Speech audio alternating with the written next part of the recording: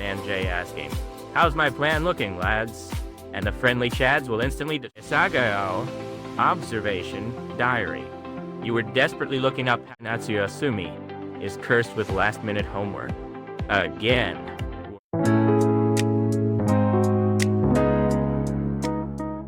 I just realized something. Gonna drop a thread title for this.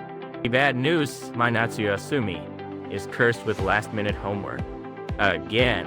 Worry. Again. Huh? You're an old dude now. You don't even get summer break. Are you normies lost or something? Whatever. Don't sweat the lore. It's a metaphor, so just shut up and listen. Alright, before we get to the meat of it, I'm gonna lay out the chapters for today's rant. And don't give me that too long, didn't read crap. Chapter 1, The Endless Loop of Natsuyasumi Homework. Chapter 2, Optimism Bias and Our Overconfident, Brain-Dead Minds. Chapter 3, The True Identity of Never-Ending Tasks. Chapter 4, Countermeasures Against the Planning Fallacy. And Chapter 5, Post-Nut Clarity and Dismissing the Thread. We're going with these 5 acts. If I go off topic, call me out, lads. Alright, kicking off with Chapter 1. The Endless Loop of Natsuyasumi Homework. You degenerates try to remember the dead of night on August 31st, staring at the condensation on a glass of cold mujicha, crying your eyes out while frantically filling in your kanji drill. Yeah, that scene. Flip the page, still blank. Flip again, blank. Ah, boom. You haven't even cracked the damn book open.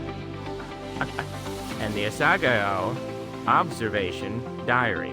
You were desperately looking up past weather data on the night of August 31st, drawing the withered state of the morning glories purely from imagination, right? Fake as hell, everyone knew. Crying to your folks to help you, only for your parents' handwriting to be way too clean, getting yelled at by the teacher. That's the classic copy pasta. That overwhelming sense of defeat. Feels exactly like getting hit with a 7-1 score, doesn't it? It's the same even when you grow up. Friday night rolls around, you're hyped like, gonna speedrun cleaning my room this weekend, then chill and watch a movie on Sunday. Then it's 11 p.m. on Sunday. Why the hell am I sitting in a mountain of trash bags with no place to step? Playing with some weird muscle training gear I bought ages ago. Completely lost in life. Same goes for moving prep. Plan to finish packing all the cardboard boxes over the weekend, but you get trapped separating the non-burnable monaigami, dealing with City Hall paperwork, or falling for the ultimate bait of looking through old photo albums, taking way longer than expected. What the fuck? Why do we repeat the exact same mistakes every year, every month? Literally, zero learning capacity. It's just pure despair. Moving right into Chapter 2. Optimism Bias and Our Overconfident, Brain-Dead Minds.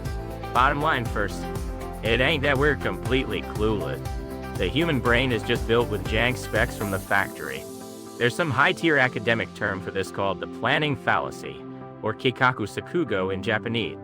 Skipping the big words, it's basically when you estimate the time and cost for a project or task without looking at past objective data, just relying on insane amounts of copium to lowball it.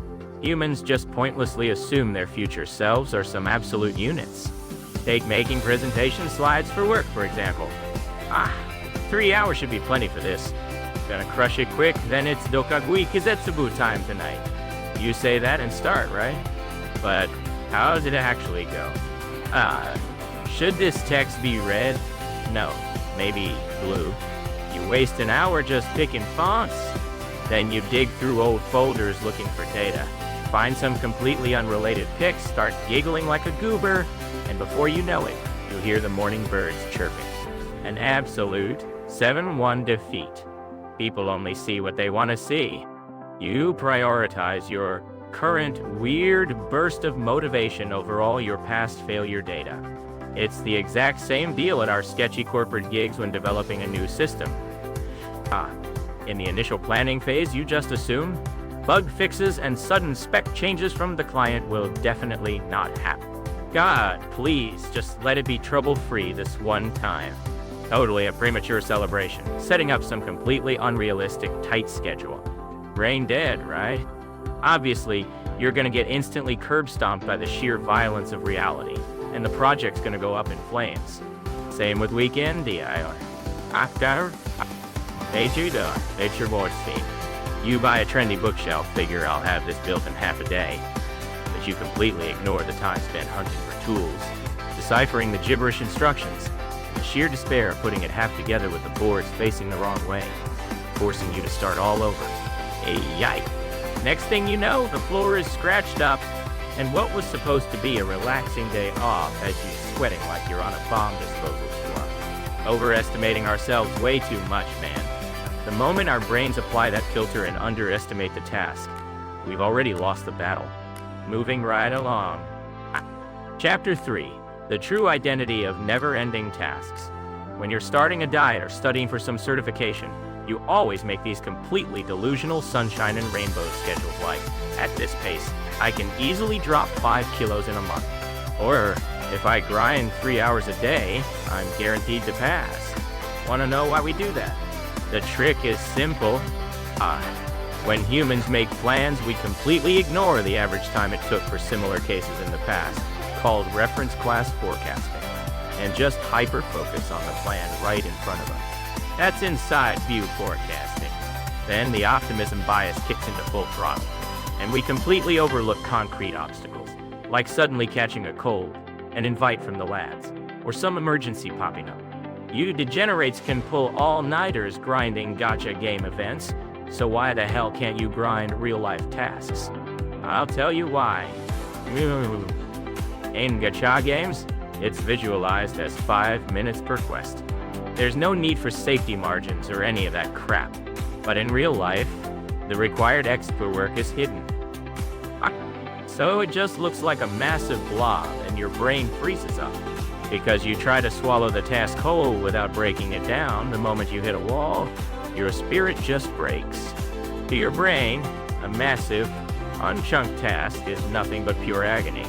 That's the mechanics behind giving up after 3 days. Sounds like some high-tier psychology, but the too long didn't read is we're just idiots who can't break down tasks. Might go against your intuition, but that's reality. Alright, now for Chapter 4. Countermeasures against the planning fallacy. For you guys seething and going, well, what the fuck are we supposed to do then? Laughing my ass off, I'm gonna drop 3 god-tier strategies. Take notes. This will be on the test. First, implement reference class forecasting. You gotta look at the actual data of how long similar projects or tasks took in the past.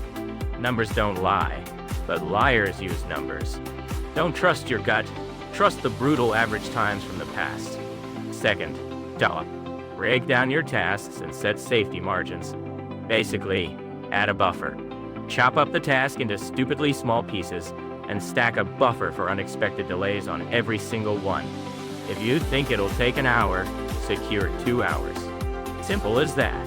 Third, this one's the roughest, but you need to bring in pessimistic outside opinions. Humans love a convenient narrative. Show the plan you cooked up to an objective third party, especially a Chad who actually has experience with the work, and get them to completely trash it from a critical, pessimistic angle like that schedule is fake as hell, or you're definitely gonna crash and burn right here. Just post a thread on NanJ asking, how's my plan looking, lads? And the friendly Chads will instantly destroy you with logic telling you, that's 100% gonna fail. Are you brain dead? Basically, have the balls to expose your plan to the internet's absolute unit doxers and argument-winning keyboard warriors. Having said all that, even after I teach you these god-tier strats, not even 1% of you will actually put them into practice. That's just your degenerate nature. You're just gonna charge in blindly tomorrow and get totally wrecked anyway, right? That's fine. I actually don't hate that about you guys. If anyone actually tries this starting tomorrow and still totally crashes and burns, report back. I'll gladly consume it for some premium schadenfreude. Talked way too long, and I'm exhausted. Finally, Chapter 5. Post-nut clarity and dismissing the thread. Right. At the end of the day, if the planning fallacy is just human default settings, worrying about it isn't going to end your life. It'll work out somehow. Besides, a life that goes perfectly according to plan is boring as hell. When you're backed into a corner by never-ending tasks, there's no need to blame yourself for being brain dead. All humans are creatures that make utterly stupid estimates. If you understand that paradoxically, you can forgive yourself and achieve some inner peace. You'll look around and think, wow, there are some real idiots out there. I'm actually doing okay. Oh, well, ain't got nothing to do with me though. You lads keep making your garbage plans and just coast through tomorrow too. Alright, got an early morning tomorrow, so I'm going to sleep. Consider this my declaration of victory. Oh, one last announcement. Next time I'll be explaining effective forecasting errors. See ya. Thread dismissed. Peace out.